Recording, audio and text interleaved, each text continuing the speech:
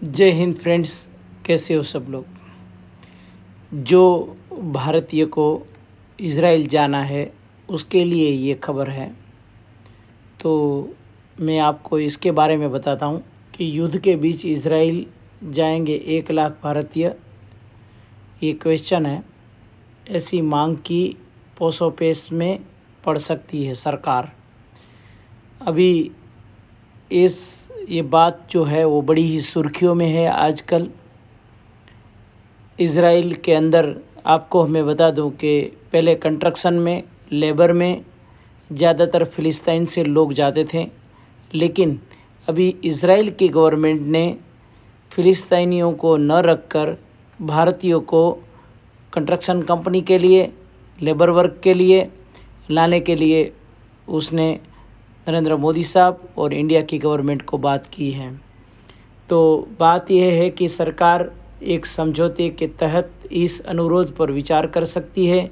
यदि भारत इस अनुरोध को स्वीकार करता है तो यह भारत और इज़राइल के बीच संबंधों को जरूर मजबूत करने में मदद करेगा। लेकिन दूसरी तरफ युद्ध की स्थिति है, ऐसे में सुरक्षा के लिहाज से भी सोचना बहुत ही ज़रूरी है, क्योंकि वहाँ पे युद्ध चल रहा है और युद्ध का इस वक्त है, उसके अंदर कौन इज़राइल जाना पसंद करेगा वहाँ पर, क्योंकि वहाँ पर कभी भी कोई भी मिसाइल कोई भी जगह से आ सकती है, तो इसमें ख़तरा भी है। लेकिन वहाँ पे सैलरी वेजेस भी इज़राइल में बहुत अच्छा मिल सकता है, ये संभावना नकारी नहीं जा सकती है। तो जो लोग इंटरेस्टेड है इज़राइल जाने के लिए, उसके लिए ये खबर है कि इज़राइल और हमास का युद्ध अब महीने भर का हो चला है। युद्ध के बीच इज़राइल ने भारत के सामने एक मांग रख दी है। वह भारत से 1 लाख लोगों को चाहता है। यह फैसला भारत सरकार को करना है, लेकिन स्थिति युद्ध की है। ऐसे में भारत के सामने सुरक्षा को लेकर बड़ी दुविधा है। असल में युद्ध के कारण इज़राइल में फ़िलिस्तीनी श्रमिकों के लिए स्थिति खतरनाक हो गई है। कई फ़िलिस्तीनी श्रमिकों ने अपने परिवारों की सुरक्षा के लिए इज़राइल छोड़ दिया है। इस कारण से इज़राइल की निर्माण कंपनियों को श्रमिकों की कमी का सामना करना पड़ रहा है। इस स्थिति में इज़राइल की सरकार ने भारत से 1 लाख श्रमिकों को भर्ती करने की अनुमति मांगी है। इन श्रमिकों को फ़िलिस्तीनी श्रमिकों की जगह काम करने के लिए भेजा जाएगा।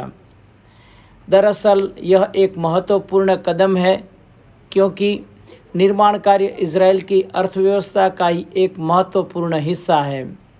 निर्माण कार्य के ठप होने से इज़राइल की अर्थव्यवस्था को नुकसान हो रहा है।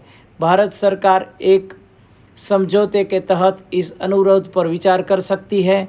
यदि भारत इस अनुरोध को स्वीकार करता है तो यह भारत और इज़राइल के बीच संबंधों को जरूर मजबूत करने में मदद करेगा। लेकिन दूसरी तरफ युद्ध की स्थिति है, ऐसे में सुरक्षा के लिहाज से भी सोचना ज़रूरी है। अमेरिकी मीडिया रिपोर्ट्स के मुताबिक इजरायली बिल्डर्स एसोसिएशन ने नेतन्याहू सरकार से अनुरोध किया है कि गाज़ा में इजरायली सेना और हमास के बीच चल रहे युद्ध के बीच अपना वर्क परमिट खो चुके फिलिस्तीनियों की जगह लेने के लिए कंपनियों को 1 लाख भारतीय श्रमिकों की काम पर रखने की अनुमति दी जाए। असल में इजराइल ने पहले ही भारत से श्रमिकों को बुलाने के लिए डील की थी। मई में इजरायली विदेश मंत्री एली कोहन भारत की यात्रा पर आए थे। उस दौरान भारत और इजराइल ने एक समझौता किया था, जिसके तहत भारत से 42,000 श्रमिक इजराइल में काम करने जाएंगे। इनमें से 34,000 श्रमिक निर्माण क्षेत्र में काम करेंगे। इजराइल के निर्माण क्षेत्र में पारंपरिक रूप से फिलिस्तीनी श्रमिक काम करते हैं, लेकिन हालिया इजराइल हमास संघर्ष के बाद इजराइल ने फिलिस्तीनियों को काम करने के लिए रोक दिया है। इसी कारण से इजराइल को भारतीय श्रमिकों की आवश्यकता है। अब देखना होगा कि भारत सरकार क्या फैसला करती है। एक तरफ इजराइल को श्रमिकों की सख्त ज़रूरत है। इजराइल में निर्माण के सभी काम पूरी तरह ठप है। जिन बिल्डिंगों को कुछ दिनों पहले तक लगातार निर्माण हो रहा था, अब वह साइट पूरी तरह खाली है। जिन लोगों ने मकान खरीद रखे हैं, वह लोग बिल्डर्स पर काम को जारी करने के लिए दबाव बना रहे हैं। तो वह दूसरी तरफ एक्सपर्ट्स का मानना है कि भारत सरकार सुरक्षा दृष्टिकोणों को देखकर ही श्रमिकों की रवानगी को हरी झंडी दे सकती है। तो इस तरह से मैंने जो बात कही कि इज़राइल गवर्नमेंट भारतीयों को वहाँ पर बुला सकती है, तो वैसे भी देखो बहुत सारे लेबर लोग खाड़ी देशों के अंदर भी काम करने के लिए जाते हैं। कोई लोग ओमान मस्कत जाते हैं, कोई दुबई जाते हैं, तो सऊदी अरबिया जाते हैं। इस तरह से भारत से बहुत सारे लेबर लोग अदर कंट्रीज़ के अंदर काम करने के लिए जाते हैं। तो इस तरह इज़राइल भी जा सकते हैं। और मैं यहाँ से ये बात भी कहता हूँ कि जिन लोगों को इज़राइल जाना हो तो उसके लिए एक गवर्नमेंट का जो भी टेंडर बाहर पड़ेगा, उस गवर्नमेंट में जो भी वैकेंसी आएगी उस वैकेंसी की भी एडवर्टाइज हमारे पास पहुँचेगी, तो हम आप लोगों तक पहुँचा सकते हैं। तो सब लोग इस चैनल को लाइक करें और सब्सक्राइब करें और शेयर करें।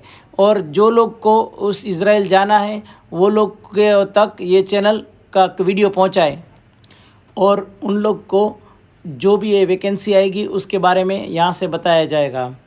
और दूसरी बात यह है कि वैसे भी हज़ारों भारतीय लोग इज़राइल में काम करते हैं, अभी भी काम कर रहे हैं। और युद्ध तो पूरा कितना टाइम तक चलेगा, शायद 2-5 दिन 15 दिन, कभी ना कभी तो शांति हो ही जाएगी, मसला हल हो ही जाएगा। तो उसी लिए मैं बोल रहा हूँ कि जो लोग को भारत से इज़राइल जाना क्या है लेबर के लिए या काम के लिए, वो लोग उसी समय जा सकते हैं और उसकी सिक्योरिटी की पूरी व्यवस्था इज़राइल गवर्नमेंट भी करेगी। और इस तरह से उन लोग को बड़ी मात्रा में सैलरी भी मिल सकती है और अच्छी सैलरी पे वो वहाँ पे अच्छी फैसिलिटी में वो वहाँ पे जा सकते हैं। तो इस तरह से ये वीडियो ज़्यादातर आप ज़्यादा लोगों तक पहुँचाओ, शेयर करो, सब्सक्राइब करो और सब लोगों को ये बात से आगाह कराओ कि इस तरह से भी काम हो सकता है। तो मेरी सब लोगों को जो ये वीडियो देखते हैं उनको रिक्वेस्ट है कि इस चैनल को आप सब्सक्राइब कर लेना, ताकि अगर कोई भी वैकेंसी आती है कोई भी जगह से तो आपको इसमें नोटिफिकेशन आ सकता है और आपके लिए एक जॉब की अपॉर्चुनिटी बन सकती है। चाहे जॉब आपको एक इज़राइल के अंदर भी लेबर के हिसाब से मिले या तो अदर कंट्री में भी, जहाँ पर कोई भी जॉब की वैकेंसी होगी तो हम आपके लिए तुरंत इस चैनल के माध्यम से आप तक पहुंचाएंगे। तो जो लोग को अगर समझ लो कोई भी रिक्वायरमेंट है जॉब की, तो वो लोग भी इस चैनल को सब्सक्राइब, लाइक और शेयर कर सकते हैं। जय हिंद।